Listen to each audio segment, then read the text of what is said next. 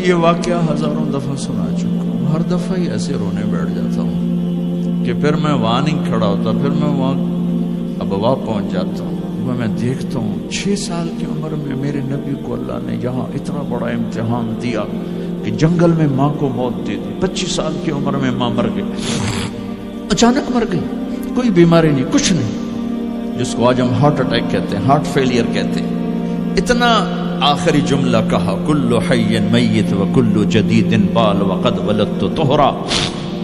بولا نہیں جا رہا تھا تو بجھتے بجھتے بھڑکتی شمع نے کہا، بیٹا ہر زندہ نے مرنا ہے، ہر جوانی نے ڈھلنا ہے، لگتا ہے تیری ماں کا آخر آ چکا ہے، لیکن میں نے ایک بچہ جنا ہے جو سارے عالم کو پاک کر دے گا۔ اور شمع خاموش ہوگی۔ کس طرح انہیں دفن کیا، میں وہاں کھڑا یہی سوچتا رہا کہ یہاں قبر بنائی کیسے ہوگی۔ تو پتھر ہیں، کوئی لوگ گزرے ہوں گے یا پتھر جوڑ کے، جب ایمن نوکرانی ساتھ ہیں، وہ ان کو لے کر نیچے اتری، اونٹنی کے قریب پہنچی تو آپ نے ہاتھ چھڑایا اور پھر بھاگے، پہاڑی پہ چڑھ گئے۔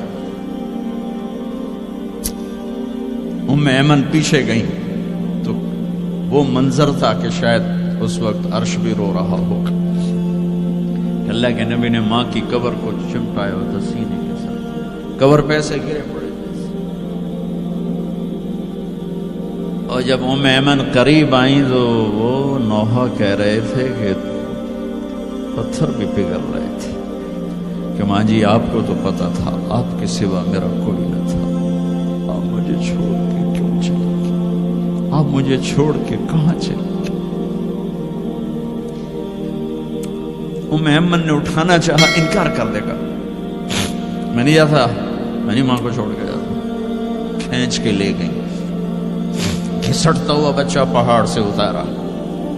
2 دن روتے روتے مکے کا سفر ہے، پھر کھانا بھی بند ہو گیا، پینا بھی بند ہو گیا، سوائے زمزم کے چند گھونٹ پانی کے سارا دن نہ کھاتے تھے نہ پیتے تھے، اکیلے بیٹھے رہتے، نہ ماں نہ باپ نہ بھائی نہ بہن۔ اللہ 57 سال کے بعد ماں کی قبر پر پہنچے اور قبر کے سرہانے آ کر بیٹھے، گوڈے اوپر اٹھائے اور ہاتھ یہاں رکھے اور سر گوڈوں میں دے، جیسے چھوٹے بچے رونے کی پوزیشن بناتے ہیں۔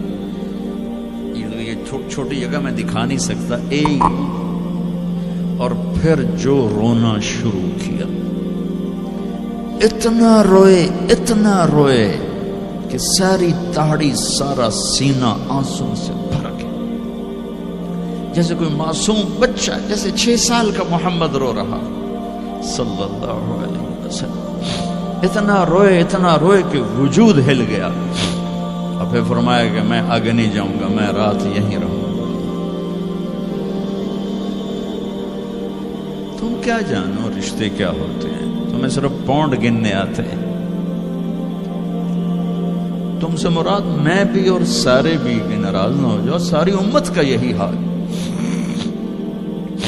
رات وہاں گزاری، ہائے کیا کہہ رہے ہیں، کاش میری ماں کبھی ہوتی، میں ایسی خدمت کرتا کہ بریڈ فورڈ والے بھی یاد کرتے ہیں، میں ایسی خدمت کرتا کہ میں عشاء کی نماز کے مصلی پر کھڑا ہوتا اور سورۃ فاتحہ پڑھ رہا ہوتا، اور پھر ادھر سے میری ماں کہتی محمد، تو میں نماز توڑ کے کہتا لبیک اماں جی، ماں جی حاضر ہوں، ماں جی حاضر ہوں۔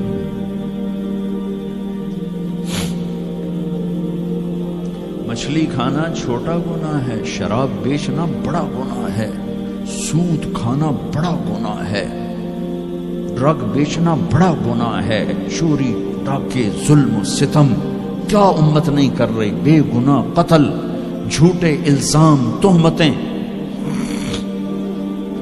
کیا حشر کر دیا جنید جمشید کا۔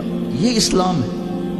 اتنے نیک انسان، 17 سال سے اللہ کا نام لینے والا، اس پہ گستاخ کی تہمتیں، یہ امت کیا منہ دکھائے گی اللہ اس کے رسول کو، کہ جس نے منافقوں کو سینے سے لگایا، عبداللہ بن ابی جیسوں کے جنازے پڑھ دیں.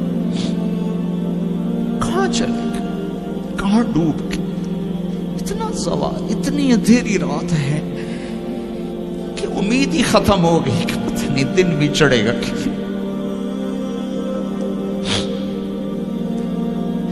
دین کے نام لینے والے جب دین کو ذبح کرنے پہ آ جائیں, ممبر پہ بیٹھنے والے جب نفرتوں کی آگ بھڑکانے لائے, کس سے غلطی نہیں ہوتی. ایک پاک انبیاء کی ذات ہے جن کی زبان پہ اللہ بولتا. باقی طارق جمیل روزانہ مجھے 40 سال ہو گئے بیان کرتے ہوئے, میں خطا نہیں کروں گا تو اور کیا کروں گا.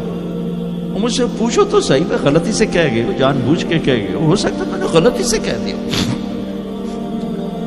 اللہ نے توبہ رکھی ہے, کفر کی توبہ.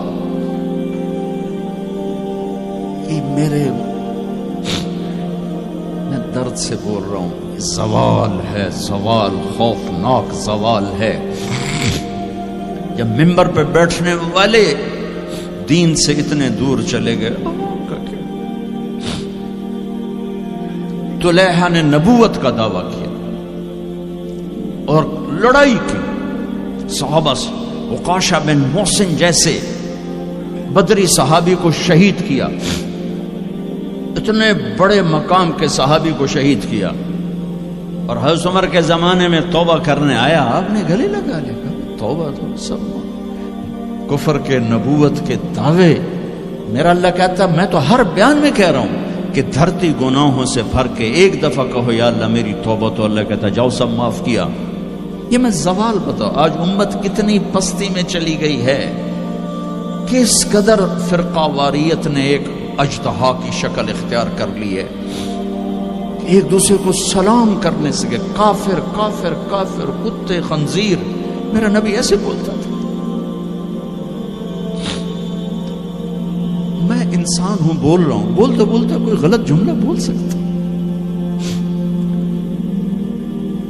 گستاخی کا جان بوجھ کے کرنے والا یقیناً دارہ اسلام سے عمل چھوڑنے سے آدمی کافر نہیں ہوتا. گستاخی کرنے سے, نماز چھوڑنے سے کافر نہیں ہوتا, گناہگار ہے. نماز کی گستاخی کرنے سے وہ دارہ اسلام سے نکلتا ہے, لیکن اس کے لیے بھی توبہ کا دروازہ کھلا ہوا ہے. لیکن یہ کتنا تعصب ہے, نفرت ہے کہ ایک آدمی کی 17 سال کی پاک زندگی کو ایک غلطی پر کفر بنا دیا. یہ گراوٹ ہے, زوال ہے. ہمیں بندر خنزیر بنانے کے لیے فرقہ واریت ہی کافی تھی. اس کملی والے کو دعائیں دو جس نے حسن حسین کو ذبح ہونے دیا. تمہارے لیے ہاتھ اٹھو, میری امت کے ساتھ کیا کرے گا پوچھ کے ہو.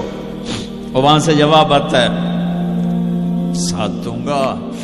ایک لمحہ جہاں سانس کا تار ٹوٹتا ہے, اس کے اگلے لمحے طارق جمیل ہٹ کر میت آ جاتا, مولانا ہٹ کے ڈیڈ باڈی آ جاتا, ہاتھوں سے اٹھا کر زمین کی تہ میں دبا کے واپس آ کر. کسی کو یاد نہیں ہوتا کوئی ماں تھی جو راتوں کو تڑپتی تھی, کہیں بھی کوئی یاد نہیں کرتا کہ کوئی تھا, کسی کو یاد نہیں آتا ہے.